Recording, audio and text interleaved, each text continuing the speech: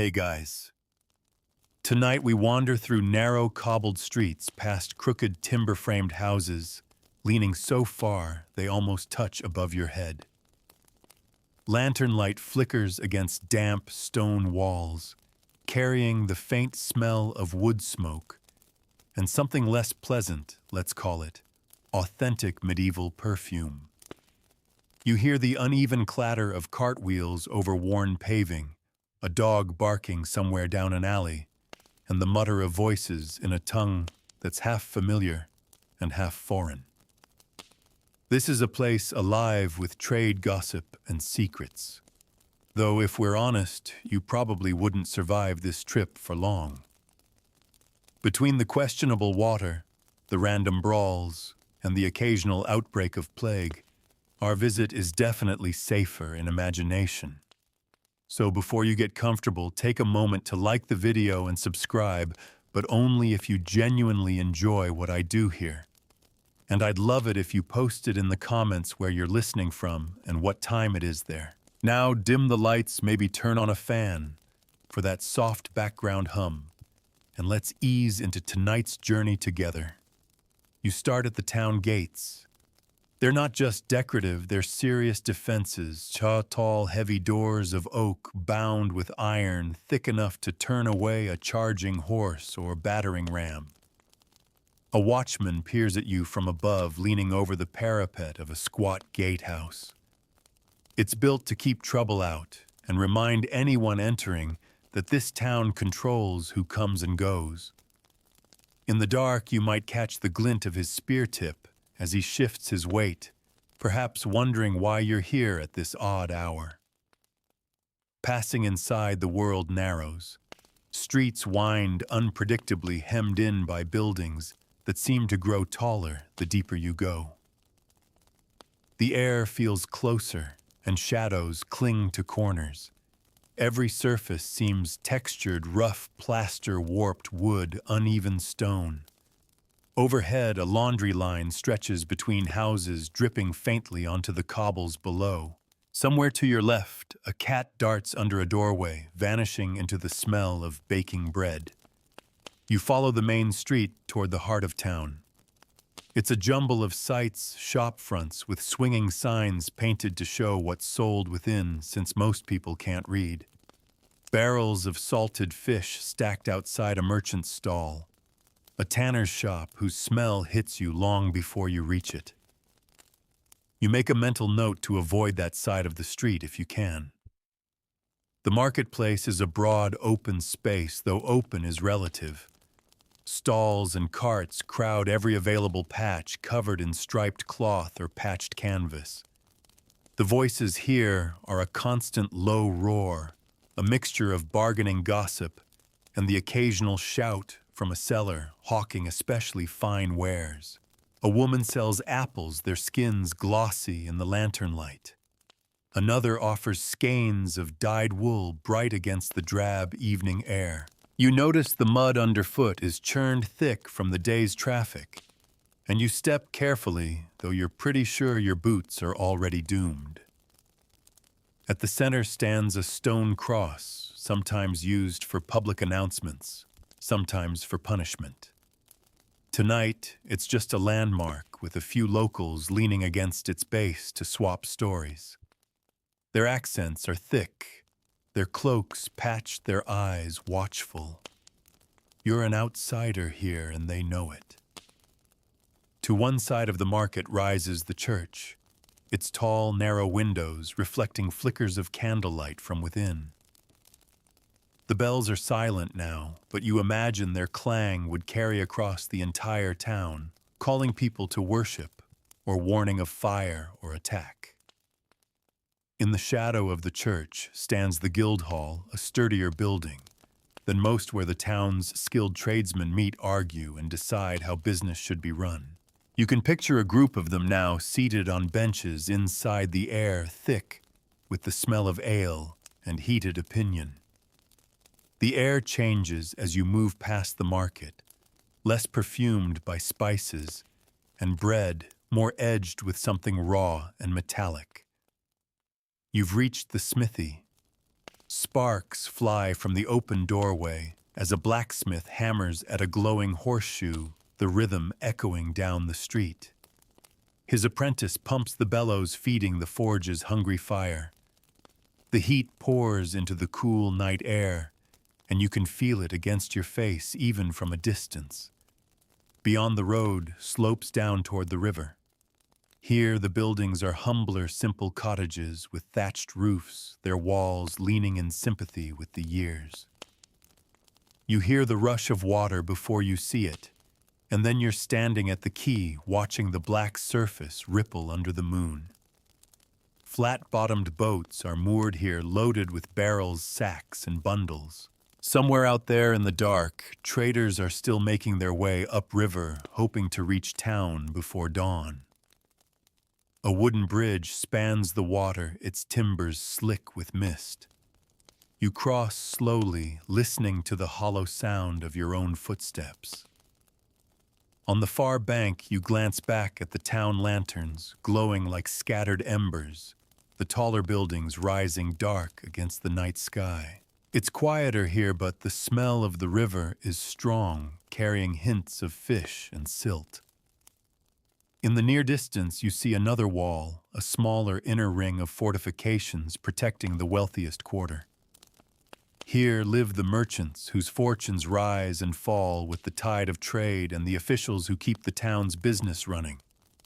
You imagine their homes, sturdier stone buildings with carved doorways and glass in the windows, luxuries most townsfolk will never know. Guards stand at the gate, their posture relaxed, but their hands never far from the hilts of their swords.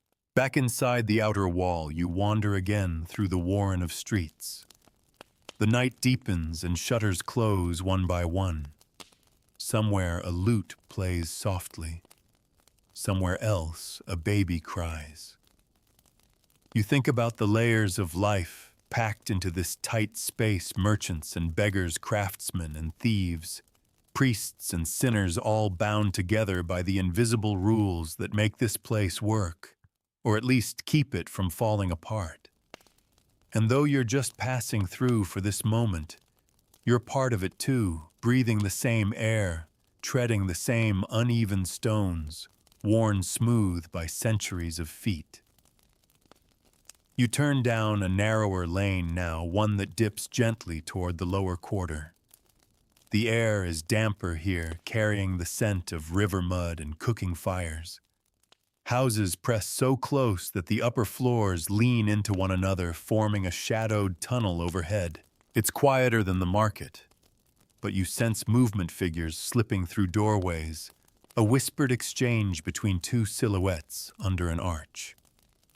A splash of torchlight catches the glint of a knife hilt, and you instinctively keep walking. Your boots squelch through patches of muck where water has collected in ruts. This lane is less cared for. The paving stones are missing in places, and rainwater has carved tiny rivulets in the dirt. You pass a butcher's shop, its wooden shutters closed for the night, but still carrying the faint, unmistakable smell of blood. Across from it, a cooper's yard is cluttered with half-finished barrels, their staves propped up like skeletal ribs in the gloom. Further along, you come to the dye-maker's workshop. Even at night, the air here bites at your nostrils sharp, with the tang of fermented urine, which the dyers use in their work. In the daytime, the yard would be strung with bolts of fabric in brilliant reds, blues, and yellows. Tonight, it's silent, though the faint, ghost-like outlines of cloth hang limp in the still air, catching stray flecks of moonlight. A faint sound draws your attention, a dull thud followed by a low laugh. You glance down a side alley and see a tavern, its heavy wooden door swinging open to let out bursts of firelight and the smell of beer. Laughter spills into the street, along with the thump of boots on wooden floors. Inside, men and women lean over rough tables, tankards in hand, their cheeks flushed from drink. A fiddler plays in the corner, nearly drowned out by the noise. It's tempting to step inside, but the thought of that close heat, the press of bodies, and the likelihood of stumbling into a brawl makes you think better of it. Instead, you keep moving toward the part of town where the craftsmen live. By day, this would be the industrious heart of the settlement, but at night, it's a patchwork of quiet yards and dimly lit workshops. A potter's shed sits at the corner, its wheels still streaked with damp clay from earlier work. Next door, a weaver's cottage smells faintly of lanolin and warm wool. You can almost hear the soft rhythm of the loom, though tonight the shuttle rests in its frame. The street twists unexpectedly, opening onto a small square. A well stands at its center, the bucket rope creaking faintly as it sways in the night breeze. Around it, houses cluster like gossiping neighbors, their wooden beams dark with age. One window is still lit, revealing a shadow, moving slowly back and forth inside a woman, tending to some late-night task, perhaps mending clothes or stirring a pot over the fire. The rest of the windows are shuttered tight against the chill. From here, you follow the faint sound of hooves on stone. It leads you to a stable near the edge of town, its wide doors left ajar to let out the warm, earthy smell of hay and horses. Inside, a sleepy stable boy is sprawled on a pile of sacks, his cap pulled low over his eyes. A chestnut mare shifts in her stall, snorting softly as you pass. These animals are vital for travel trade, and sometimes survival, and their care is one of the most constant rhythms of town life. As you wander back toward the center, the terrain rises. The air feels drier, and the buildings grow larger, sturdier, as though they've been here longer. You're heading toward the older quarter. At the crest of the hill, the castle looms, its curtain walls and towers etched in pale silver by the moon. This is the Lord's domain, both fortress and residence, a reminder of the power that underpins every part of the town. By day, you'd hear the ring of the smiths who maintain the Lord's arms, the clatter of hooves in the bailey, the bark of commands from the garrison. Tonight the gates are shut, the drawbridge raised, and only the narrow slit windows glow faintly with torchlight. You skirt the outer wall of the castle, running your hand along the rough-cut stone. From here, the view stretches out over the rooftops, chimneys standing like silent sentries. Beyond them, the dark countryside rolls away into the night, dotted with the occasional farmstead or flicker of a shepherd's fire. It's easy to forget, inside the bustle of the town, how small this place really is compared to the wilds that surround it. Descending again, you pass through a cluster of houses whose walls bulge outward with age. One doorway is marked with a crude carving of a fish, perhaps the home of a fisherman or fishmonger. Another bears a painted shield, the colors faded almost to nothing. The wood here is worn smooth where countless hands have pushed doors open, countless feet have stepped across thresholds. You find yourself back in the market square, now almost empty. The stalls are packed away, their canvas covers folded or simply draped over wooden frames. A lone watchman leans against the stone cross, his halberd resting in the crook of his arm. He glances at you, but says nothing, his gaze moving lazily from shadow to shadow. Above, the sky has deepened to the black of late night, the stars sharp and cold. Somewhere in the distance, a dog barks once, twice, then falls silent. You take a seat on the edge of a dry fountain, feeling the cool stone under your palms. The square seems bigger now without the crowd, its emptiness amplifying every small sound. The faint rattle of a sign in the breeze, the scuff of a rat's claws on cobblestone, the sigh of the wind through narrow gaps between buildings. This is the hour when the town exhales, when even the restless seem to slow their movements, and for a moment, you simply sit and let the quiet settle over you like a cloak. From your seat at the fountain, you notice a faint glow in the distance, not the pale light of the moon, but the warm, flickering orange of fire. At first, you think it might be an inn's hearth spilling light onto the street, but as you rise and walk toward it, you find a small bakery still alive with activity. Through the open doorway drifts the smell of fresh bread, unexpected at this hour, until you remember that bakers begin their work long before dawn. Inside, a man stands before a wide brick oven, sliding loaves into its mouth with a long wooden peel. His sleeves are rolled high and his face flushed from the heat, and though he glances up at you, he doesn't pause. The bread waits for no one. The glow from the bakery spills onto the narrow lane outside, casting warped shadows against the walls. Across the way, a wooden sign creaks in the wind, a carving of a sheaf of wheat, the baker's trademark. Nearby, a cat slinks past, its eyes glinting green before it disappears into the dark. The whole lane smells faintly of yeast and ash, the kind of scent that makes you feel hungrier the more you breathe it in. Following the curve of the street, you pass a building whose upper floor juts out far above the lower, creating a sheltered walkway beneath. A bench is set against the wall here, and an old man sits hunched on it, wrapped in a patched cloak. He gives you a nod but says nothing, his eyes half closed as though he might drift off at any moment. Behind him, a lantern burns low, its glass cloudy with soot. You drift toward the outskirts again, where the houses grow farther apart, and small gardens edge the lanes. These are kitchen plots fenced with wattle or low stone walls growing herbs, cabbages, leeks, and hardy greens. In summer, they'd be full of life, but tonight, you see only the shapes of dormant stalks under the moonlight. A gate creaks as you pass, swinging loosely on its hinge. Somewhere nearby, a chicken clucks softly in its sleep. A little farther on, you find yourself beside the town wall once more.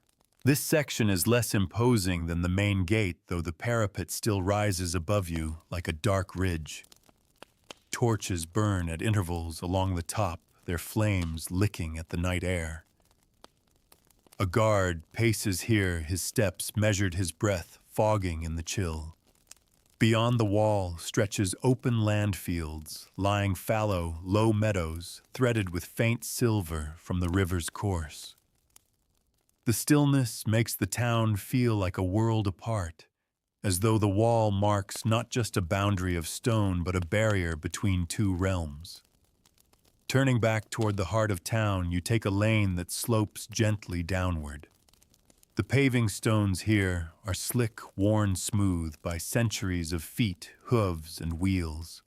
You pass a cooperage, this one shut tight for the night, and then a narrow-fronted building with a painted board showing a cluster of grapes. The smell of wine lingers faintly. Perhaps it's the home of a vintner or a wine cellar whose cellar runs cool beneath the street. The lane widens into another small square, this one dominated by a tall post with a crossbar near the top. It's a gallows, though no rope hangs from it now. By day it would serve as a grim reminder of justice and authority, but tonight it's just a shadow against the stars. Still, you give it a wide berth as you pass. At one corner of the square stands a pillory, two wooden boards, hinged together, ready to lock around a miscreant's neck and wrists. Even in the quiet, it seems to carry the echo of jeers and thrown refuse from the crowd that would gather here on market days. From here, you wander toward the tanner's quarter. The change in air is immediate, a sour, oily tang that creeps into your nostrils and clings there. The work of tanning leather is foul but essential. By day, this area would be alive with activity, men scraping hides on wooden frames, vats of bark, and water steaming gently piles of raw skins waiting their turn. Now the place is silent. The vats dark, though the smell is stubborn as ever. You keep your pace steady, eager to move on. At the far edge of the tanner's quarter, you stumble upon a small bridge spanning a narrow stream. The water trickles under it, catching glints of starlight in its ripples. You pause, leaning on the railing. Somewhere upstream, the stream feeds the moat around the castle. Somewhere downstream, it joins the river. The sound of water is soothing here, a rare soft note amid the hard edges of town life. Crossing the bridge brings you into a quieter residential lane. The houses here are modest, their doors painted in faded colors, their shutters latched tight. A faint smell of wood smoke drifts from chimneys, curling upward into the crisp night. You catch the muffled sound of laughter from one home, just a warm human hum beneath the cold sky. For a moment, you imagine stepping inside, feeling the fire on your face, hearing the familiar scrape of a chair on wooden boards. But this is not your home, and you keep walking.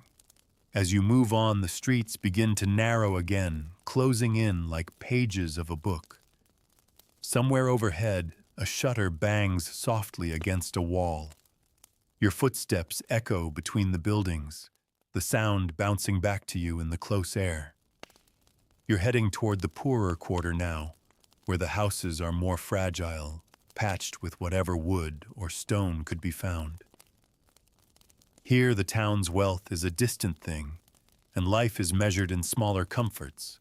A loaf of bread, a dry roof, a good day's work. Yet even here, there's a rhythm. A lamp glows in a window where a seamstress works late, her hands moving steadily through cloth. A child peeks from behind a doorframe, eyes wide at the sight of a stranger passing. In the shadows of a doorway, two men exchange a few quiet words before slipping away into the maze of alleys. And as you walk on, you realize that every part of this town, grand or humble, bustling or quiet, breathes the same night air. Each stone, each timber, each flicker of light in the dark belongs to the same living, shifting thing. The town is more than its buildings. It is a web of lives bound together in ways you can only glimpse in passing, each thread catching the faint, slow pulse of a medieval night. The lane bends again, and you find yourself emerging into a long, narrow street, lit by a row of torches set into iron brackets. Their flames sway in the night breeze, sending shadows sliding across the ground like restless spirits. The houses here are taller, their upper floors overhanging so much they almost touch the narrow gap above you, framing a strip of stars. Somewhere above, you hear the faint creak of a rope and pulley. Perhaps someone hauling up a bucket of water or lowering down a basket to a neighbor. You pass a small workshop with its door ajar. Inside, by the glow of a single oil lamp, a man works carefully at a bench. His hands move with slow precision, shaping a piece of wood into something finer. The air smells faintly of shavings and beeswax. He doesn't look up as you pass, lost in his craft, the quiet of the night, his companion.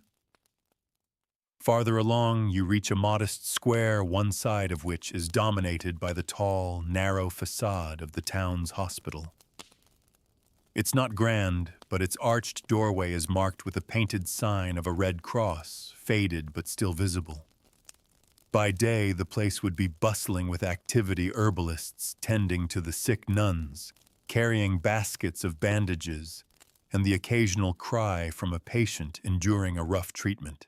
At this hour, the windows are dark, save for one where a thin candle flickers behind a curtain. You imagine a healer keeping vigil over someone's bed, mixing a bitter infusion in hopes it will help. Moving past you, find yourself alongside the wall of a churchyard. The scent here is of damp grass and old stone. Through the wrought iron gate, you glimpse the crooked silhouettes of gravestones leaning this way and that like tired old men.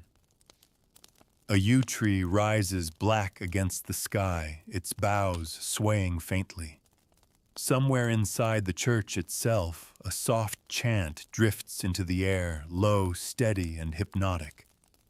Perhaps a monk keeping the night office, his voice winding through the empty nave lifting toward the rafters. A narrow alley draws you on. The stones underfoot grow slick with damp, and the air is close. On either side, wooden doors line the walls, each with its own iron latch, each marked by scratches and signs of long use. One door opens suddenly as you pass, spilling lamplight into the lane. A woman steps out, balancing a basket on her hip.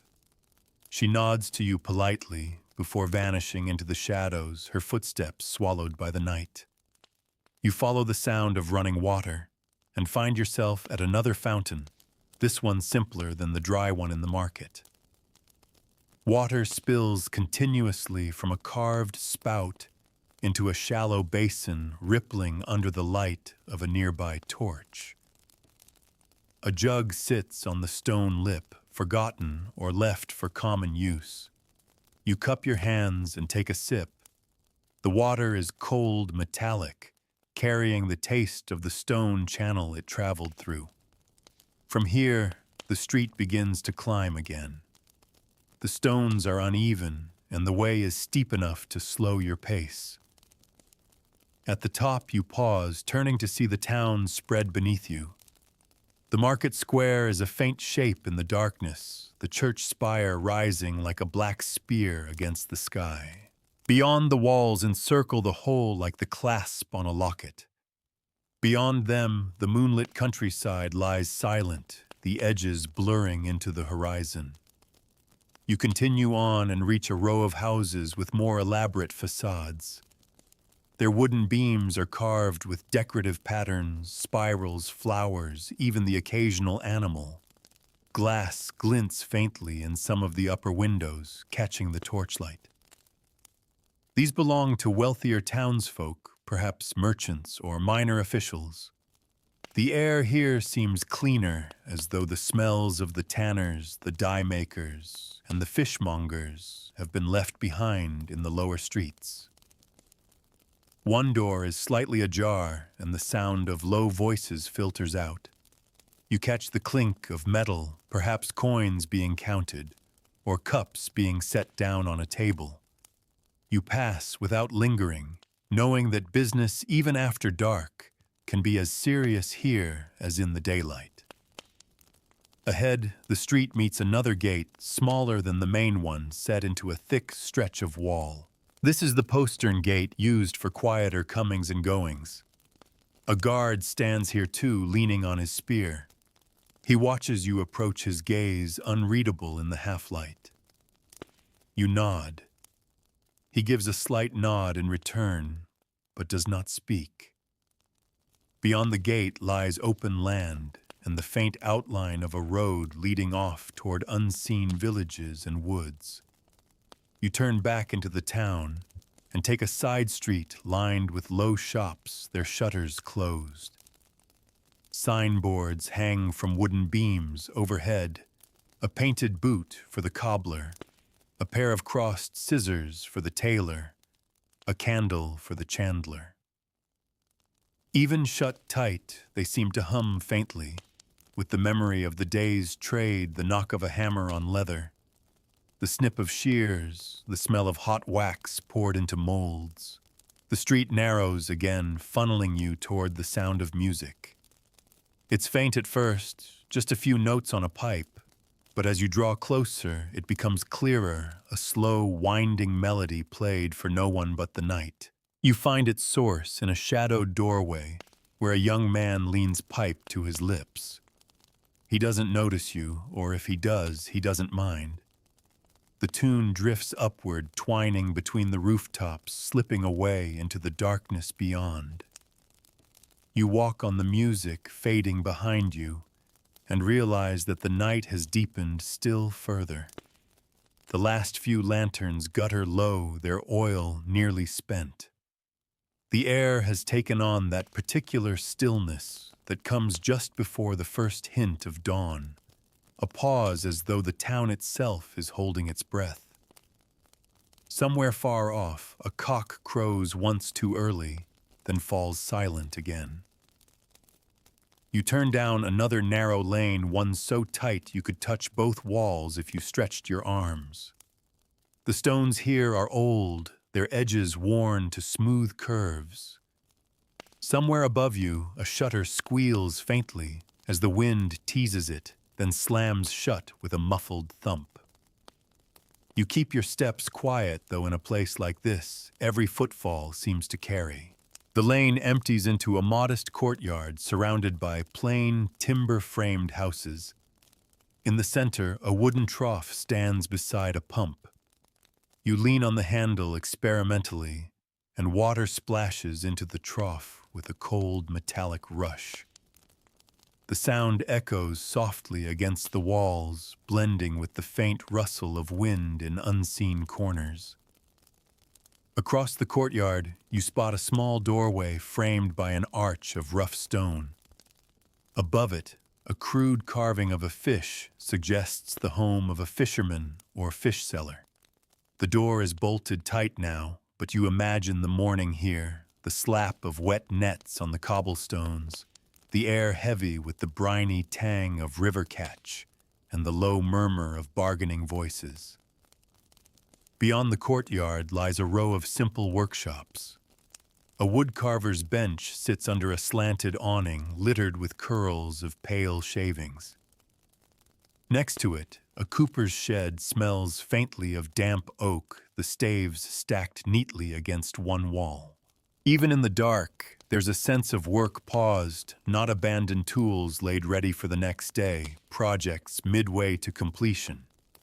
Following the lane outward, you come upon another open space, a livestock pen, its low fence enclosing a few huddled shapes.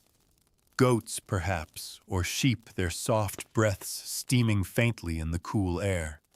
One shifts and gives a quiet bleat, more a sigh than a call. The smell of hay and animal warmth lingers here, comforting in its own way. Not far beyond the ground rises gently toward a cluster of sturdier houses. Their walls are built of stone rather than timber, their roofs tiled instead of thatched. You realize you've wandered into another of the wealthier districts, though still far humbler than the merchant quarter. These may be the homes of respected craftsmen or prosperous farmers who've moved within the walls for safety. Lanterns still burn in a few windows, their golden glow spilling in soft rectangles onto the cobbles. At the end of the street, you find yourself at the edge of a small green, a rare open patch inside the cramped confines of town. A great oak tree stands here, its branches spreading wide over the grass. Even in the darkness, its presence feels old and sure, a silent witness to centuries of change. Beneath it lies a bench worn smooth by countless evenings of conversation and quiet reflection. Tonight, it sits empty, the shadows pooled deep at its base. From the green, a narrow path leads you toward the back of the churchyard you glimpsed earlier. The air grows still, the night hushed, as though in respect. A low stone wall borders the path beyond which the ground swells gently upward into rows of graves. The stones vary in size and shape, some simple slabs, others carved with intricate crosses or angelic figures now weathered by time. Moonlight catches on the damp grass, and you can hear the faint drip of water from the eaves of the church. You walk quietly past the graves, the hush wrapping around you like a heavy cloak. Somewhere a nightbird calls, once its voice low and mournful. You find the far gate of the churchyard, and step back into the town, where the air seems somehow lighter, though still touched by that quiet weight. The lane here is lined with houses whose ground floors are given over to small shops. A faint smell of spice clings to one, perhaps a merchant who deals in pepper cinnamon or cloves brought from distant ports. Another smells of honey and beeswax, the work of a chandler, crafting candles for every home and hall in the town.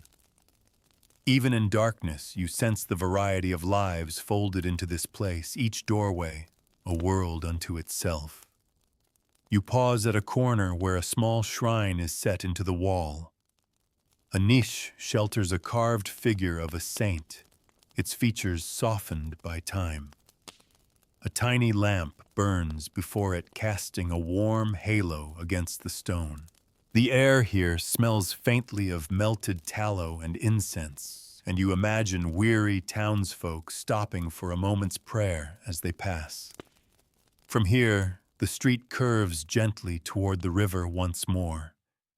You hear it before you see it, the low, steady rush against the quay. Lanterns bob faintly along the banks, where a few late-working fishermen are unloading their catch. Their voices carry softly, mingling with the slap of water against hulls. Crates thump onto the dock ropes, creak, and the faint smell of fish and wet rope drifts on the breeze. You wander along the quay past boats moored tight for the night. Some rock gently with the current, their masts ticking faintly against rigging. Farther along, a narrow bridge spans the water toward a dark cluster of buildings on the far bank. The timbers groan softly under your step as you cross the water, whispering below. From the bridge's crest, you look back at the town, its rooftops jagged against the sky, its lanterns glowing like a scatter of gold coins in the dark. Beyond the bridge lies a quieter quarter still, where houses sit apart from one another, each with a little space to breathe. Here the air feels fresher, touched by the river's cool breath. The sounds of the town fade into the distance until only your footsteps and the rustle of leaves remain. Somewhere out here you sense the fields begin, and the rhythm of life slows to match the land. You follow the quieter road for a time, listening to the night settle in around you. The houses here have low sloping roofs and wide chimneys. Many are built of a mix of timber and stone, their walls whitewashed so that they catch the moonlight in a faint ghostly glow. Small gardens hug their fronts, patches of herbs, a few staked plants, maybe a plum tree or two. By day, these would be tended carefully. Tonight they lie still, the leaves whispering only when the wind stirs. As you walk, you pass a well with its bucket left hanging partway down. The rope creaks gently as it sways. You glance into the darkness within, catching the faint reflection of stars in the water far below. The air around it is cool and damp, touched with that deep earth smell that wells often carry. Beyond the well, a cluster of outbuildings stands just off the lane sheds for tools pens for animals and what looks like a small smokehouse. The faintest wisp of wood smoke escapes its chimney, curling away into the night. Someone has been preserving meat here, perhaps for the winter ahead. The scent is warm and savory, and for a moment it lingers in your throat. The road curves again, leading you to a small open patch where two paths meet. At the center stands a lich gate, a simple wooden roof over an open frame meant for sheltering mourners or resting a coffin before burial. It feels oddly still here, as though the night itself pauses in respect. A lantern hangs from one beam, burning low and steady, casting long shadows into the grass. Taking the left path, you begin a slow descent back toward the heart of town. The sound of the river reaches you again, mingled now with a faint clatter, someone working late in a nearby shed. You glance through a doorway and see a wheelwright bent over a cartwheel, his hands moving with practiced ease as he checks the iron rim for flaws. He nods once when he notices you, then returns to his work. The scrape of metal on wood echoes faintly in the cool air. Closer to the riverbank, you come upon a row of small warehouses. Their doors are shut and barred, but you can smell the goods within, grain perhaps, or salted fish, or cloth packed tightly in crates. The walls are thick, their timbers darkened with age and the marks of years of trade. A rat darts across the cobbles in front of you, disappearing between two barrels stacked in a corner. You follow the key for a while, passing the occasional lantern hung from a post. One swings lazily in the breeze, casting a rhythmic pattern of light and shadow across the path. Farther along, a boat is being unloaded even at this late hour. Two men work silently, passing sacks from the hold to the dock with the easy rhythm of long practice. The sacks land with a soft thud, their contents shifting faintly. You catch the scent of grain, dry and faintly sweet. Leaving the quay, you take a side street lined with modest cottages. Here, the cobblestones are uneven with tufts of grass growing between them. The houses lean into one another, their eaves nearly touching, creating a tunnel-like effect. You hear the distant murmur of voices from one open window, a low, steady conversation between people who have known each other for years. The sound fades as you move on, replaced by the hush of your own breathing. The lane widens into a tiny square with a single tree at its center. Beneath it sits an old stone bench worn smooth by countless years. A carved plaque set into the trunk tells of some long-past event, though the letters are so weathered, you can make out only fragments. Someone has left a small bundle of flowers at its base, their petals faintly luminous in the moonlight. A narrow archway leads you out of the square and into a back street. The air is thicker here, heavy with the mingled smells of cooking fat, stale beer, and the faint tang of metal from a nearby smithy. Even at this hour, a low fire burns within the forge. A blacksmith stands shirtless, hammering softly at a small piece of iron. Nothing like the clamorous work of daytime, but the quiet, deliberate shaping of a more delicate object. Sparks leap and vanish in the dark, winking out before they touch the ground. You continue past, feeling the warmth fade from your skin as you step back into the cooler night. The street leads you to the base of a tall, narrow tower, part of the old wall perhaps, or a standalone watchtower. Its base is thick and solid, its top crowned with a narrow platform. A guard leans against the parapet, his silhouette black against the stars. You imagine his view stretching far over the dark fields and woods, the faint glimmer of distant fires marking the homes of farmers and shepherds. Turning away from the tower, you wander down a street you don't recall seeing before.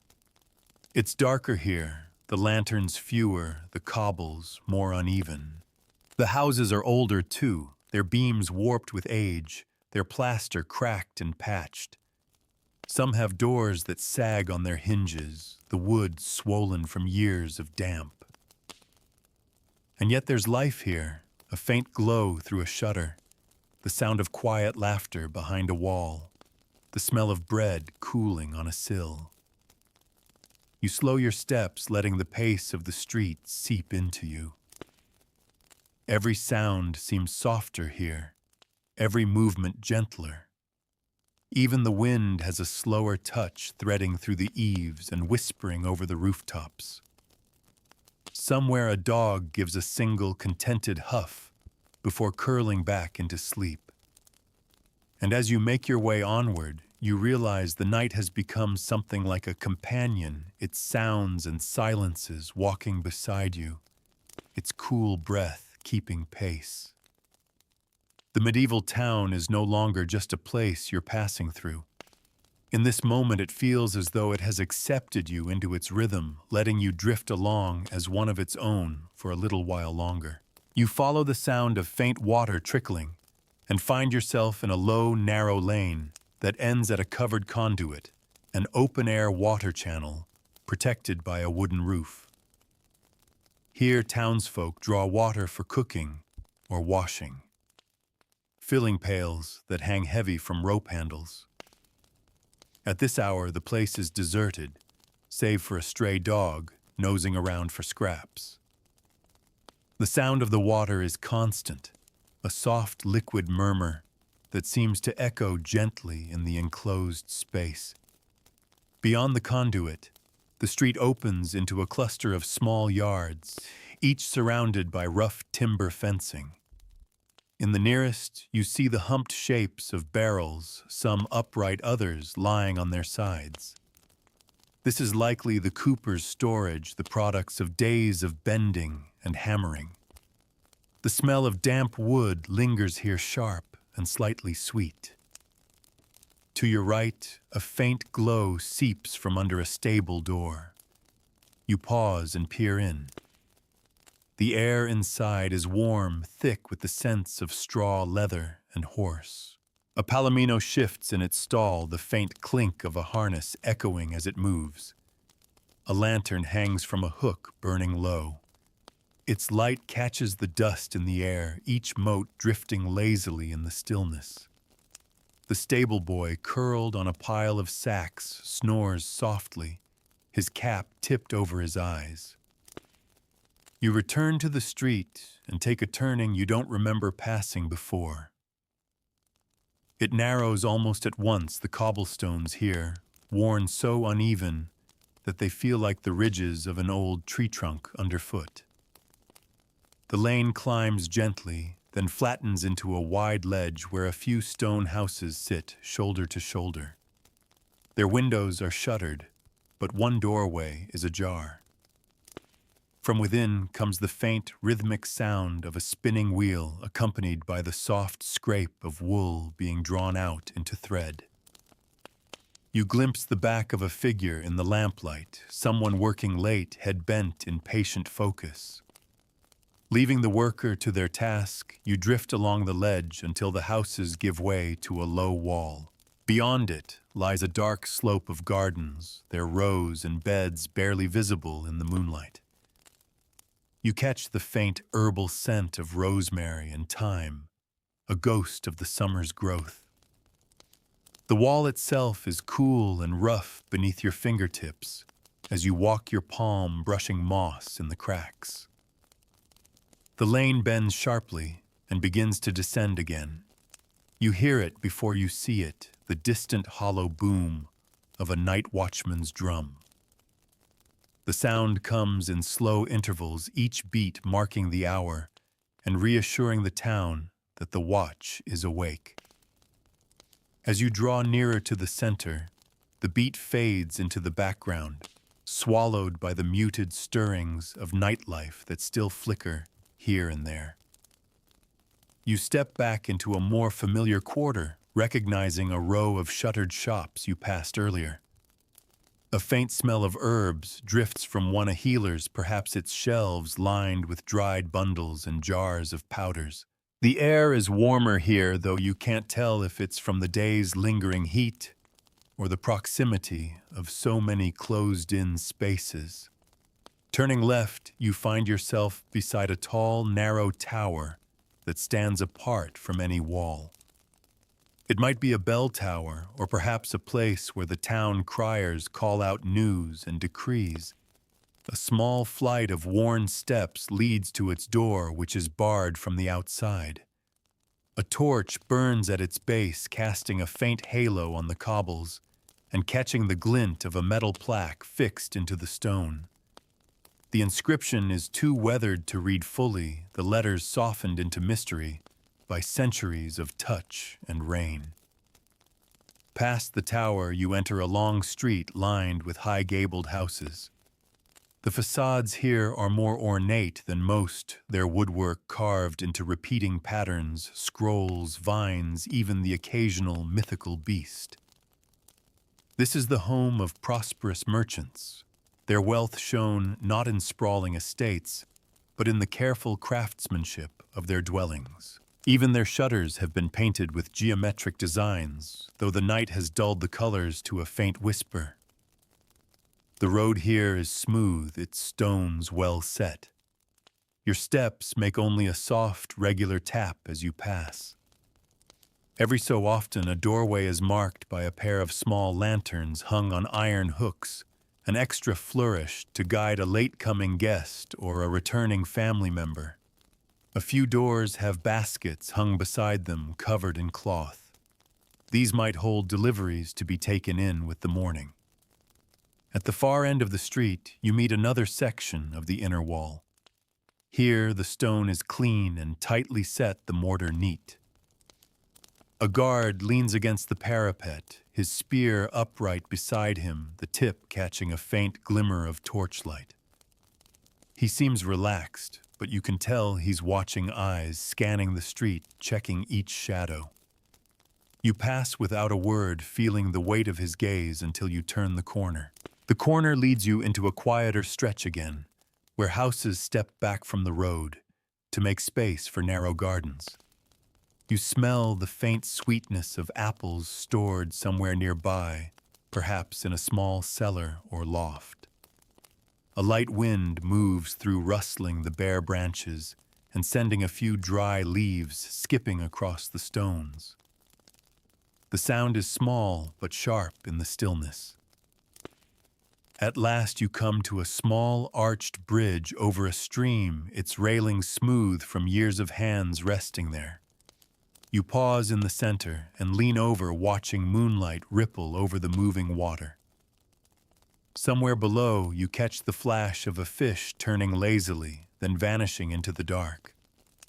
The air here is fresher damp with the scent of running water and cold earth. And for a moment, standing here in the quiet, you realize how the whole town seems to breathe in rhythm, with the night slow, steady, unhurried. It's a rhythm that asks nothing from you but to notice it, to move with it, and to let it carry you deeper into the dark. You drift along a lane that seems to fold inward on itself, the upper floors of the houses bending together like old friends leaning close to share a secret. The timber beams above your head are dark with centuries of smoke, the plaster between them a pale, uneven patchwork.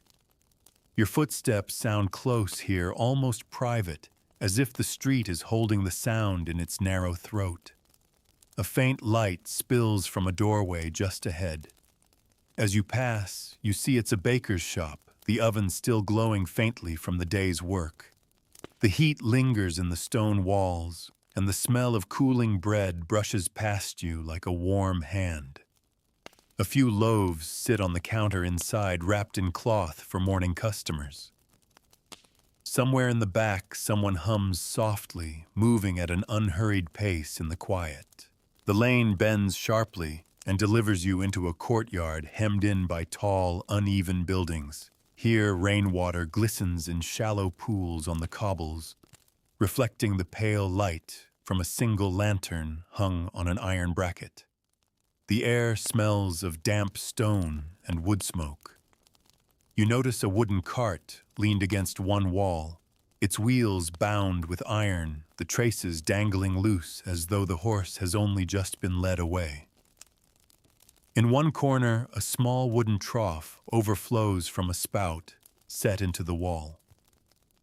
The water runs clear and cold, carrying the faint metallic tang of the pipe.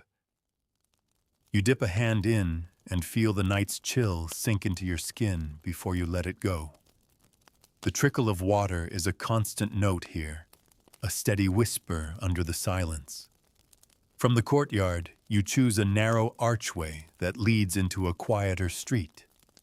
The houses here are smaller, their upper floors crooked and sagging, the plaster patched with odd bits of wood. Shutters are pulled tight, and doors are barred against the night. But as you walk, you hear the faint scrape of a chair across a floor, the creak of a bed frame, a cough muffled by a wall. Even in the deepest quiet, life hums steadily here. You come to a small shrine set into the corner of a house, a niche with a carved figure of a saint worn smooth by hands that have touched it over generations. Before it rests a tiny lamp, its wick trembling in the draught. The flame casts a soft halo on the saint's face, catching on the faint grooves that still remain from the chisel's work. You pause for a moment, not to pray, but to feel the stillness settle in you. The street leads downward toward the sound of running water. Soon you are at a low bridge spanning a narrow stream. Moss grows thick along its parapet, and the stones underfoot are slick. You lean over and watch the moonlight fracture on the ripples. Somewhere downstream, the stream will join the larger river that cradles the town, carrying with it the drift of leaves, petals, and whatever else the night has given to the water. Crossing the bridge, you find yourself in a part of town you haven't walked before. The buildings here are taller, their fronts adorned with painted signs, symbols of trade and craft, for those who cannot read. A golden key swings gently above a locksmith's door. A pair of wooden shears marks the tailor's. The sign for the apothecary bears a painted mortar and pestle, its colors dulled by years of sun and rain. The air smells faintly of herbs and resin here, perhaps from the apothecary's stock. Somewhere nearby, a cat yowls, once long and low, before retreating into the shadows. You glance toward the sound, but see nothing but the glimmer of eyes reflecting the lantern light. Ahead, a small, open square reveals itself. In its center stands a tall post, topped with an iron bracket, from which hangs a lantern. The glass panes are fogged with soot, but the flame inside burns steadily, marking the heart of this little neighborhood. Benches sit at the edges of the square, their wood rough and splintered. You imagine people gathering here on warm evenings, talking until the light fades completely. From the square, a wide road stretches toward the inner wall of the town. It's better paved than most streets you've walked tonight, the stones tightly set, the drainage channels on either side clean. The road curves gently upward, guiding you toward a gatehouse flanked by squat stone towers.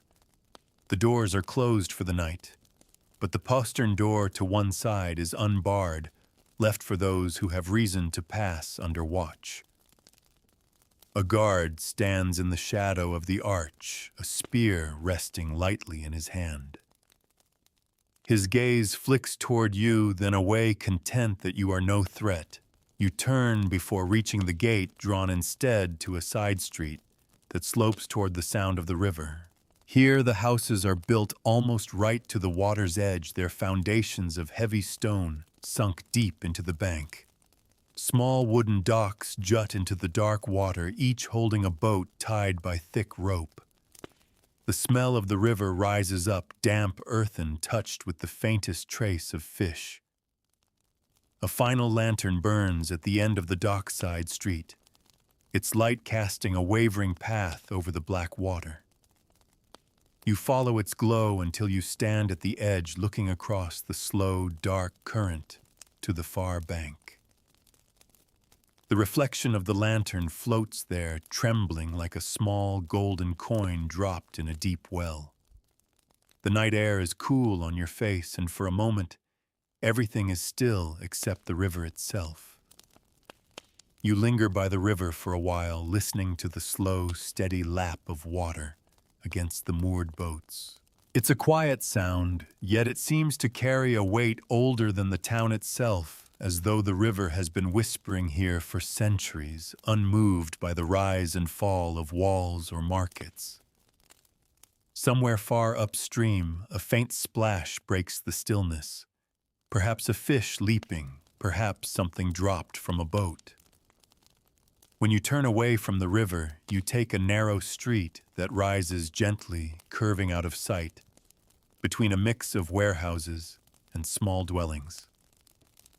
The smell of dried grain drifts from one doorway, sweet and faintly dusty. Another building smells of resin and sawdust. A carpenter's shop, perhaps though its shutters are firmly latched. A pair of steps lead you into a tiny square, paved with flat stones, their surfaces slick in places where moss clings. A tall post stands at the square's center, topped with a small wooden roof. Beneath it, a public notice board bears scraps of parchment, their ink blurred with age and weather. A few are nailed crookedly flapping in the light breeze. You can't read them in the dim light, but you know they carry everything from town decrees to market schedules, and perhaps even a lost item or two. One corner of the square is occupied by a tavern, its door closed, but light leaking faintly through the shutters. The sound of quiet voices hums from inside, low enough to suggest the night's drinkers are winding down. You pass it by, letting the door's glow fade behind you, as you take another lane, this one flanked by simple houses with overhanging upper stories. The street soon narrows, turning into a covered passageway between two close-built houses. The air here is cooler still, carrying the scent of damp plaster and aged timber. Your steps sound hollow on the uneven cobbles, each one echoing softly, until you emerge again under the open sky. Ahead lies a row of workshops, all shuttered for the night. You recognize the shapes of trades by their signs. A hammer for the blacksmith, a bellows for the tanner, a loaf of bread for the baker. The signs creak gently in the faint wind, their chains clicking in their iron rings. You pass a small, open-fronted shed stacked with bundles of firewood. The logs are neatly tied, their rough bark dark with sap. The smell of pine lingers clean and sharp. A stray cat slips out from behind the pile and whines silently past your legs, its tail brushing your calf before it vanishes into the dark. The lane here meets another wider street, one you recognize from earlier in your walk. A faint memory of passing this way in the other direction tugs at you, though the street feels subtly different now, quieter, emptier, as though it has settled deeper into the night. At the far end of the street, you see the spire of the church rising above the rooftops, its silhouette like a black needle pricking the sky. A faint glimmer catches on the cross at its peak. Perhaps the last of the moonlight, before clouds begin to drift across. You find yourself drawn toward it, passing between houses, whose windows are all dark now, even the restless ones. The church stands in a small walled yard, its heavy wooden doors shut. A pair of lamps burns on either side of the entrance, their flames small but steady. The stone under your hand is cold and slightly rough, the mortar between blocks, weathered but solid. You trace it briefly before moving on, skirting the side of the building, where the shadows deepen and the air smells faintly of damp stone and old earth. A low iron gate leads into a narrow alley that runs behind the churchyard. The ground here is softer, more uneven. Your boots sink slightly into patches of earth, and somewhere water drips steadily into a small puddle. The sound of your passage seems louder here, so close to the stillness of the graves beyond the wall. The alley opens onto another part of the town. You've yet to see a small cluster of houses, arranged in a half circle around a central post. Hanging from the post is a lantern, its glow barely reaching the edges of the circle. You can make out barrels and crates stacked against some of the houses, and in one doorway a dog lies curled, lifting its head briefly before settling again. You walk on, letting the circle fade behind you as you take a lane that slopes downward toward the outer wall. The stones here are rougher, the path slightly rutted. The wall itself rises ahead, solid and patient. You can hear the faint shuffle of a guard on the parapet above pacing his watch. Somewhere to your right, you spot a narrow door set into the wall, a sally port perhaps for quick movement beyond the town's defenses. It is barred for the night. Following the wall, you pass beneath an arch where a torch burns in a metal bracket. The flame's light flickers against the curve of stone, making the shadows seem to breathe. The air is cooler here, carrying with it the faint scent of open country beyond. You pause briefly, feeling the difference in the air, then turn back toward the heart of the town. The road you take leads you through a part of town where the houses are set farther apart. Each has a small fenced yard, some with trees whose bare branches make tangled patterns against the sky. You hear the faint creak of a sign swinging in the wind, a painted mug marking an alehouse that sleeps now until the next evening's custom. And as you pass, you notice how the sound of your own steps feels slower now, as though you've fallen into the same unhurried rhythm as the sleeping town.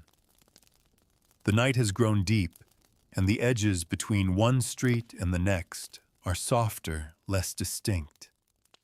The town is no longer a series of separate places. It's one long breath drawn in darkness, waiting for dawn. The street bends gently, leading you into a quarter where the houses feel older still.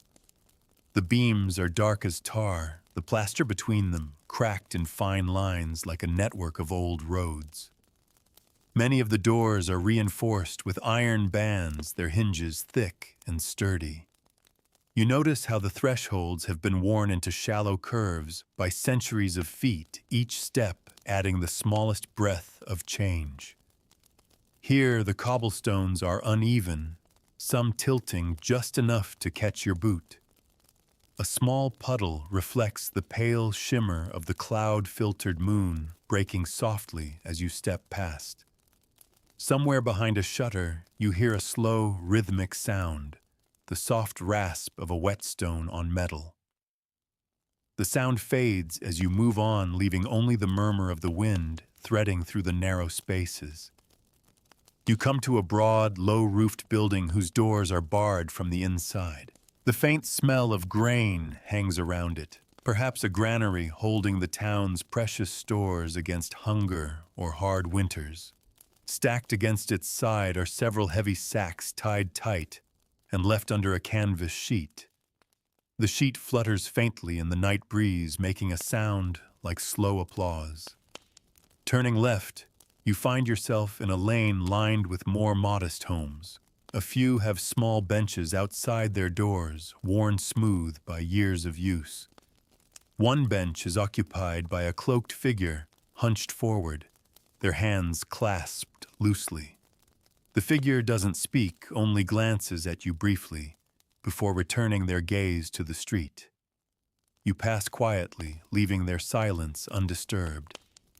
The lane opens into a tiny market square far smaller than the great market you saw earlier. Here a handful of stalls stand empty, their frames leaning slightly, the cloth awnings rolled up tight for the night. A single lantern sways at one corner, casting a restless oval of light on the cobbles. In that pool of light sits a wooden cart. Its wheels chalked with a stone, a scattering of vegetables left forgotten in its bed. On the far side of the square, a narrow alley catches your attention. The ground here is damp, the stones slick. You move slowly, brushing your hand along the rough wall for balance. About halfway through, you pass under a wooden beam that spans the gap between two houses. The wood smells faintly of tar, perhaps treated against the weather. Emerging from the alley, you find yourself beside a building whose arched windows are covered in oiled parchment. From inside comes a faint herbal scent, stronger than the apothecary's earlier, mingled with a sharper note like crushed garlic. This could be the home of a healer, or perhaps a cook preparing something in the quiet hours before dawn. The street curves and slopes downward, leading toward a section of the wall you haven't yet explored. You pass under another archway, where the torchlight is dimmer, the flame shivering in its iron cradle. The walls here are thicker, the stonework more irregular, suggesting this may be one of the older parts of the fortifications. Beyond the arch lies a short stretch of open ground, and then the wall itself rises in a broad curve. Its top is crowned with crenellations dark against the lighter sky. A guard walks slowly along the parapet, his silhouette marked by the slight bounce of his step. Below the road runs parallel to the wall, for a time the surface sprinkled with gravel that crunches under your feet. You follow it until you reach a corner where a small turret juts outward. Here, the stone is colder, the shadows deeper. The turret door is bolted shut, but a small slit window above you gleams faintly with the reflection of the moon. Leaving the wall behind you, turn inward again, taking a narrow side street that winds like a thread through a loom. It leads you past a cluster of low buildings with thatched roofs, their chimneys thin and crooked. The smell of smoke hangs low here, carrying a trace of sweet herbs burned with the wood. Perhaps someone believes it keeps away bad spirits, or perhaps it's simply tradition. One doorway stands open to the night. Inside, a single candle burns on a table, its light showing the curve of a spinning wheel and a skein of yarn draped over a chair. A woman sits at the wheel, her back to the door, turning the spindle with slow, patient movements. The rhythm is so steady, you can almost hear the faint hum of the thread winding tighter. Past her house, the road widens into another little square. This one holds a well at its center, its wooden frame casting a long shadow across the cobbles. The bucket rests just above the water, the rope wound neatly on its beam. A stone bench sits against one wall, and beside it, a low brazier glows faintly, sending up a thread of smoke that drifts lazily into the night. You sit for a moment on the bench, feeling the warmth of the brazier on your hands. The glow of the coals is hypnotic deep orange, shifting subtly with the stir of air. Around you, the town breathes its slow, steady breath. The streets feel softer now, the shapes of houses blending into one another in the dimness. You rise again and continue the sound of your boots on stone falling into the same rhythm as your breathing. Ahead, the lane begins to climb once more toward the higher quarter, the stones drier here, the air carrying a faint promise of dawn far beyond the rooftops. The climb is gentle at first, but the higher you go, the more the street narrows and tilts, as though it's winding toward some hidden heart. The stones are drier here, pale under the faint spill of moonlight. A few windows along the way glow faintly, each one a small square star set in the dark walls. You catch glimpses of shadows moving behind them. Perhaps a restless sleeper pacing, perhaps someone tending a fire to keep it alive through the coldest hours. A low arch passes over the lane ahead, joining two houses at their upper floors. You duck slightly as you walk beneath the timbers above close enough to touch. The wood smells faintly of resin and smoke, a scent soaked in by years of winter fires. Beyond the arch, the road straightens, climbing toward a wide terrace that overlooks the town below. When you reach it, the view is a quilt of roofs stitched together by the pale seams of the streets. Lanterns burn here and there like embers scattered through ash. You can see the broad stripe of the river glinting faintly, its surface moving slow under the moon. Somewhere in the far distance, you catch the faint bark of a dog, a sound so small it only sharpens the stillness. The terrace is bordered by a low wall, its stone blocks mottled with lichen. Leaning on it, you can feel the cool dampness of the stone against your forearms. From here, the tower of the church rises close by its pointed spire, pricking at the sky.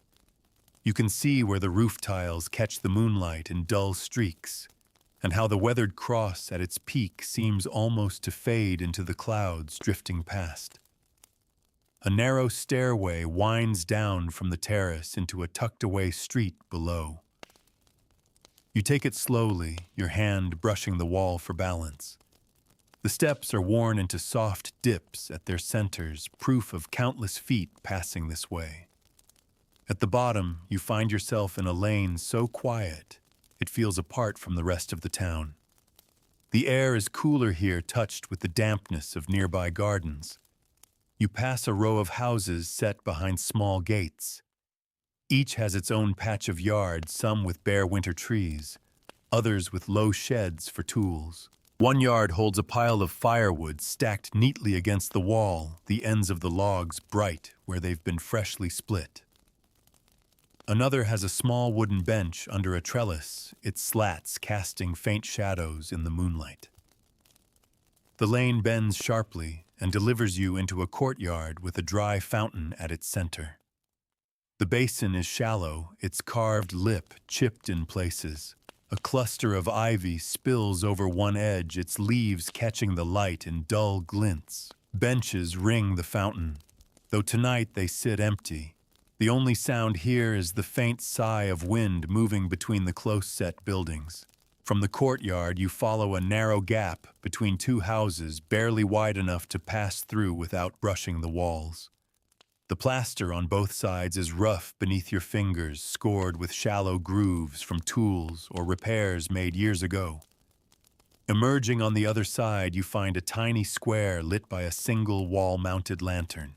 One side of the square is taken up by the entrance to what looks like a guild hall, a stout, timber-framed building with its heavy door set deep into the wall.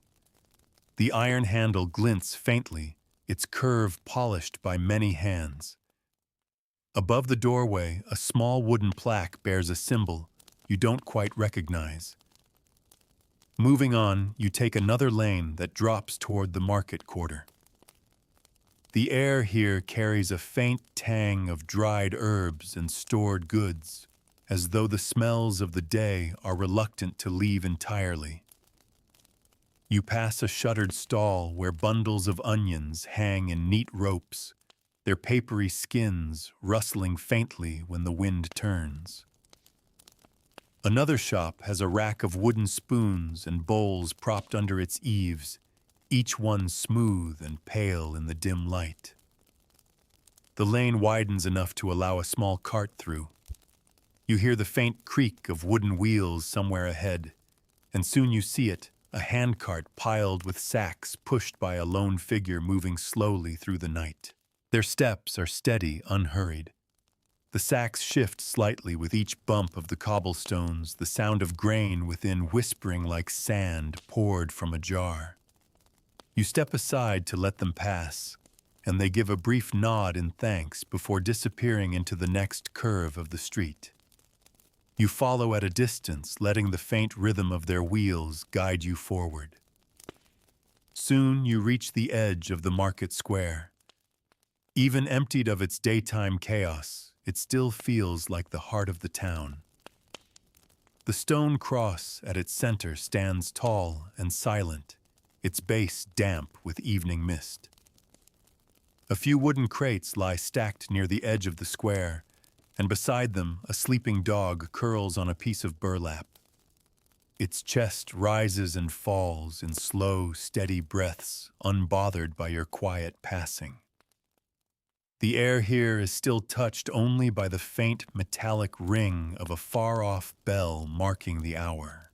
It's a soft sound, but it carries through the sleeping streets, counting time that almost no one is awake to hear. The chime fades, leaving behind a stillness so complete you can almost hear the town breathing. The market square seems to draw in that breath and hold it its cobblestones glistening faintly with a sheen of night damp.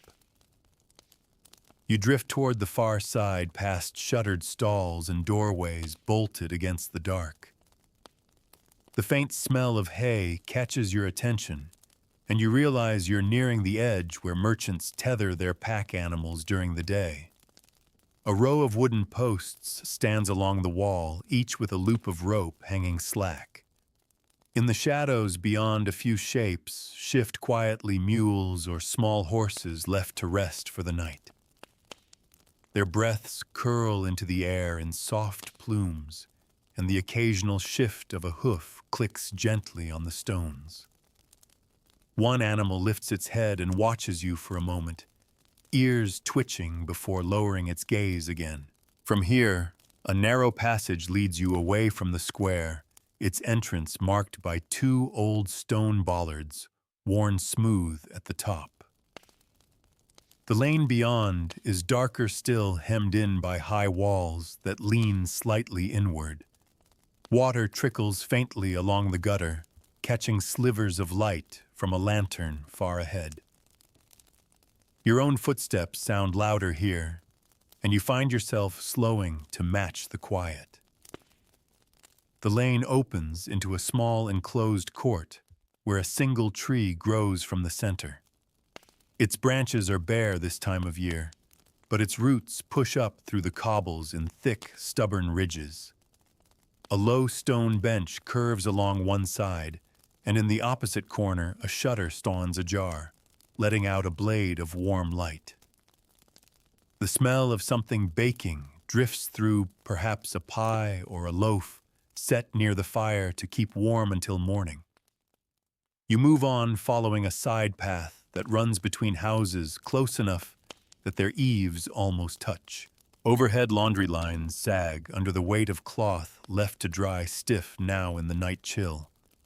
A corner of one sheet stirs as you pass, brushing your shoulder with a faint whisper.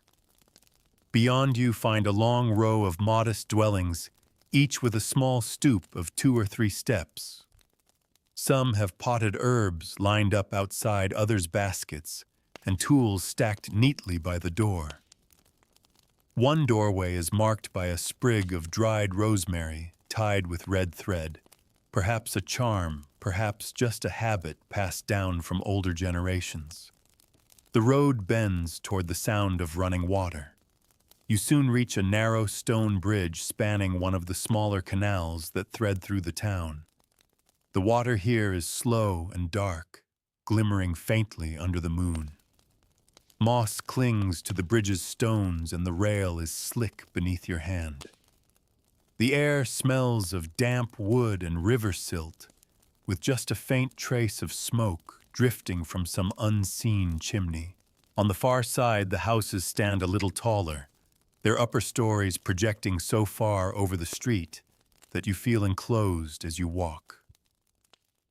Lanterns hang from a few doorways, casting pale pools of light on the cobbles. You hear the scrape of wood on wood somewhere nearby, a shutter being eased open perhaps to let in a little air. But when you glance upward, the movement has already stilled. The lane leads you to another square, smaller than the last, with a stone fountain at its center. Water spills quietly from the mouth of a carved lion into a basin green with age. A single lantern burns beside it, turning the ripples into shifting patterns of gold. On a bench near the fountain, a man sits hunched under a cloak head, bowed, hands folded. He neither looks up nor speaks as you pass. From here, you take a street that slopes downward again toward the outer wall. The cobbles are rougher here with patches of bare earth where wagons have worn the stones away. In the distance, you can see the shadow of a gate tower rising against the faint gleam of the sky. The road curves toward it, the air cooler with every step. When you reach the wall, you find the postern gate shut tight, the wooden door reinforced with thick iron straps. A guard stands in the arch's shadow, wrapped in a long cloak, his spear leaning lightly against one shoulder. He gives a small nod as you pass, but says nothing, his eyes already scanning the darkness beyond. You follow the wall for a while, the sound of your steps softened by the uneven dirt. The scent of open fields drifts faintly over the stones, reminding you of the world beyond these walls, wide, quiet, and for now far away. At last you turn inward again, choosing a lane that threads back toward the center. It is almost entirely dark save for a single lantern at the far end. As you walk toward it, the light grows until it spills across your path, warm and steady, marking the quiet heart of another sleeping neighborhood. The lantern at the end of the lane sways faintly in the wind, its glow painting soft, honey-colored patches on the worn cobbles.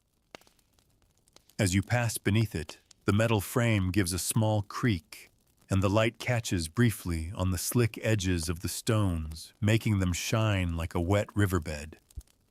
The air here feels just a touch warmer, sheltered by the buildings crowding close on either side. The street turns sharply, guiding you into a small, open space between three tall houses. Their upper floors lean out as if trying to peer into the space below their timbers, creaking faintly in the night breeze. In the center stands a covered well, its roof sagging slightly with age, its bucket resting empty on the stone rim. Someone has left a clay mug beside it, perhaps for the next thirsty passerby. One of the houses here has a narrow balcony of blackened wood. A pot of dried lavender sits at its edge, the brittle stalks rattling softly whenever the wind stirs. The scent is faint, but lingers enough to remind you of summer days when the streets would have been filled with its perfume. You take the road that curls away from the square, and it leads you past a row of low-roofed shops, all closed tight for the night. The painted signs above the doors sway on their iron brackets, a loaf of bread for the baker, a set of scales for the merchant, a mortar and pestle for the spice seller. Even in darkness, the shapes are unmistakable, silent heralds of their trades. The air shifts subtly as you walk, touched now by the tang of the river. You follow the scent and soon find yourself back at the water's edge, though in a quieter stretch than before. A short stone quay juts out here, its surface mottled with patches of moss. Ropes are tied to stout wooden posts, securing a pair of small boats that bob gently in the current. The sound of water against their hulls is a slow, rhythmic slap, the same note repeated over and over, as if the river were breathing. You linger for a moment, leaning on the quay's edge. The sky above is dimming as the moon slides behind a veil of cloud, softening the light on the water. Across the river, the opposite bank is little more than a dark shape with only a few scattered glimmers hinting at life beyond. Leaving the quay, you follow a narrow street that hugs the waterline before turning sharply uphill. The climb is steep, the stones uneven, and you slow your pace to steady your footing. A wall rises on your left, built of large, rough-cut blocks. On your right, the houses are smaller but tightly packed, their plaster walls painted in faded shades of ochre and cream. Halfway up, you pass under a low arch that joins two buildings. The air here is still, almost too still, as if even the wind avoids this narrow throat of stone. When you emerge on the other side, the street flattens into a small platform with a view over the rooftops toward the heart of town. You can see the church spire again, dim now under the heavy clouds, and the shadow of the market square beyond it. From here, another lane beckons you running between rows of houses, with their upper floors jutting out so far they nearly meet overhead. The space between them feels like a tunnel, the darkness deepening until it's broken by a lone candle burning in a window. You glimpse the shape of a hand inside moving slowly as it folds cloth, perhaps a tailor, finishing a last piece before sleep. The lane eventually spills you into a small yard with a single lamppost standing sentinel in the middle. Around its base, the cobbles are slick from a recent shower reflecting the light in soft ripples. A bench sits just at the edge of the glow empty, but bearing the marks of long use. You can almost imagine the quiet conversations that have unfolded there on warmer nights. Beyond the yard, a broad, gently curving street leads you toward the inner wall once more. The stones here are smoother, the air quieter still. As you near the wall, the looming shadow of a gate tower comes into view. The heavy doors are shut, but a small postern stands ajar, guarded by a single man with a hood pulled low over his brow. He leans on his spear, unmoving, except for the faint turn of his head as you approach. You give a nod, and he responds with the barest lift of his chin. Rather than pass through, you follow the street as it turns inward again, taking you deeper into the sleeping maze. The houses here seem to hold their breath, the shutters drawn tight, the alleys dark and narrow. Your own footsteps are the only sound, and even they seem to fade more quickly, as if the night itself were absorbing them. And in that stillness, the town feels both impossibly old and quietly alive, a place suspended between centuries, holding its shape against time, waiting for the next day to stir it fully awake. The street you follow curves gently, drawing you toward a part of town where the air feels different, cooler, touched by the faint breath of open ground beyond the walls. The cobblestones are worn smooth here, their edges rounded by centuries of use. You hear the soft, irregular tap of water, dripping somewhere nearby, though the source stays hidden in the shadows between houses. A lantern burns at a corner ahead. Its glass clouded, the flame inside wavering slightly with each turn of the wind. Beneath it, a narrow stairway descends between two tall buildings. You take it slowly, your hand brushing the cold, damp wall for balance. At the bottom, the stair opens onto a small terrace that overlooks a lower stretch of the town. The roofs below are huddled close together, their chimneys leaning like tired sentinels. To your right, an arched passage leads under one of the larger houses. The timbers overhead are blackened and polished with age, and your footsteps echo faintly as you pass through. The passage delivers you into a quiet courtyard, where a stone trough stands beneath a spout carved in the shape of a lion's head. Water trickles steadily into the basin, making a soft, repetitive sound that seems to fill the whole enclosed space.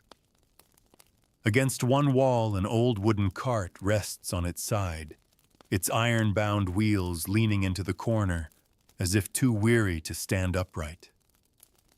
A few empty baskets are stacked nearby, their handles frayed and splintered.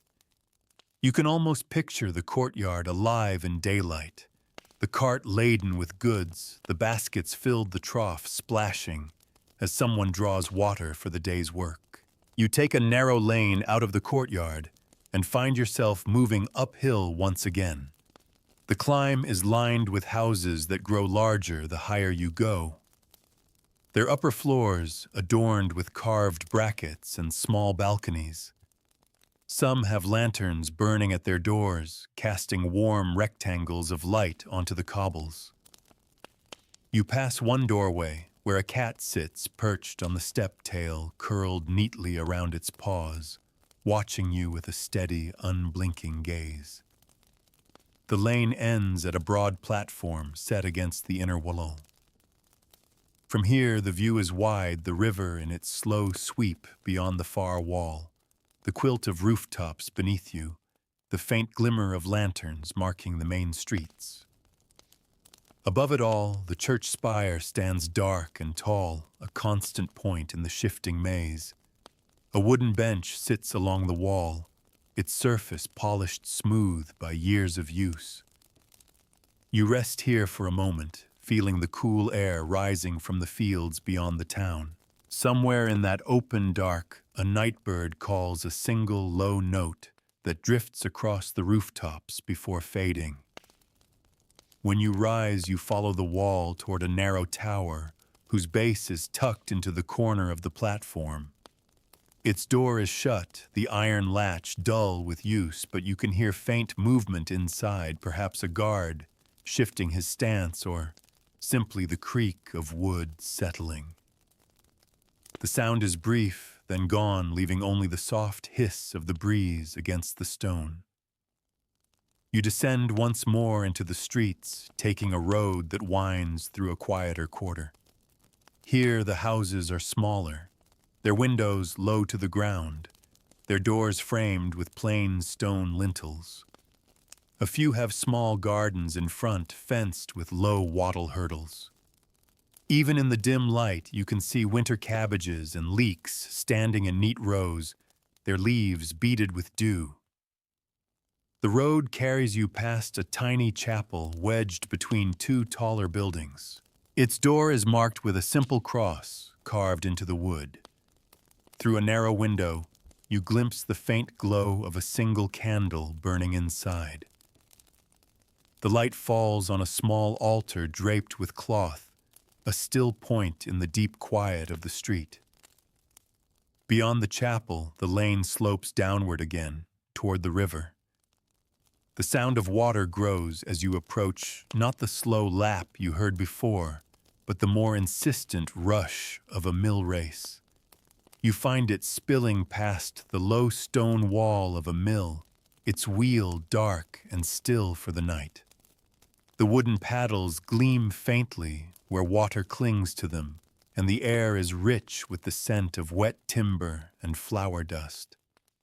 From here, a narrow bridge carries you back across the stream. The boards underfoot creak gently, and the river whispers below, sliding over stone and shadow alike. On the far side, you follow a path that climbs again toward the heart of town, the sound of the water fading behind you until the streets are quiet once more. The climb from the bridge brings you to a lane you've walked before, though it feels softer now under the weight of the hour.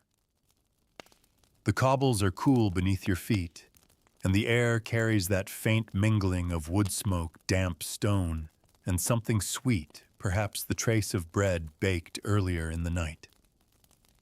You move slowly, letting your steps fall in time with the stillness all around you. Ahead, a lantern burns low in an iron bracket. Its flame trembles against the glass painting, shifting shadows across the timbered wall beside it. You pause under its light, feeling the warmth just enough to remind you of the cold clinging to your sleeves. Above the narrow strip of sky between rooftops is soft with cloud, the moon only a pale blur behind it. You follow the lane toward the market quarter again, the stones here slick from a light mist. The stalls stand folded and silent, their canvas covers tied down tight. A scattering of crates lies in one corner, a few sprigs of herbs still clinging to their stems inside. The stone cross at the square's heart rises dark against the lighter sky, its base wreathed in shadow. From the square, you take a smaller lane that drifts toward the church. Its heavy doors are closed, but the faint glow of candles seeps through the tall windows, their light diffused by wavering glass. A bell hangs silent in the tower above its rope, swaying ever so slightly in the draught. Past the church, you find yourself in the oldest quarter. The buildings here lean more sharply, their beams darker, their plaster patched with the uneven hands of many years.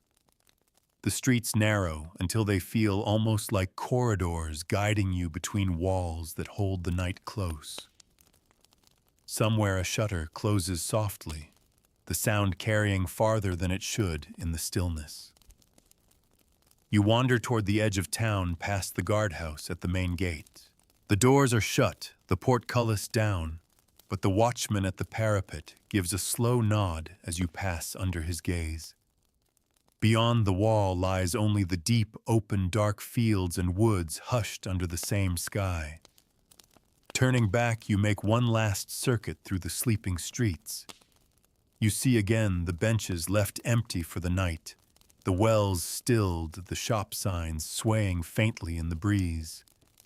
Every corner, every shadow, every soft glimmer of light from a shuttered window seems to fold into the same steady breath. And with each step, you feel the town settle deeper into its rest, an old quiet heart beating in the darkness, waiting for morning to open its eyes again. The streets you've walked tonight are settling into the deepest part of their slumber now. Every sound has softened, every shadow drawn a little closer to the walls. The faint hiss of the wind through the alleys feels slower, like the town itself is breathing in long, steady rhythm. Even the river's murmur has taken on a gentler note, a lull in its endless conversation with the stones. The last lanterns are burning down their flames, small and low, fighting off the darkness, just enough to keep their promise of light until morning. Above the clouds drift unhurriedly past the blurred face of the moon. The rooftops below hold their shapes in quiet patience, waiting for dawn to wash them in gold again. You've traced these streets from the market to the river, from the watchtowers to the humblest lanes, and each step has settled you deeper into the calm of the night. Here the walls and gates are not barriers but gentle arms, holding the life of the town safe until it wakes. Let your own thoughts settle now as the towns have done. The small noises, the sigh of the wind, the tap of some loose shutter, the muted drip of water are like the last words in a long story fading softly into silence. Somewhere a cock will crow too early, and a baker will stoke the first oven of the day. But that is for later. Right now, the night belongs entirely to rest. The streets have been walked, the market emptied the doors, barred the wells still. There is nothing more to do. Breathe in the quiet. Breathe out the day. Let the medieval town fade into the dark and carry its peace with you into sleep.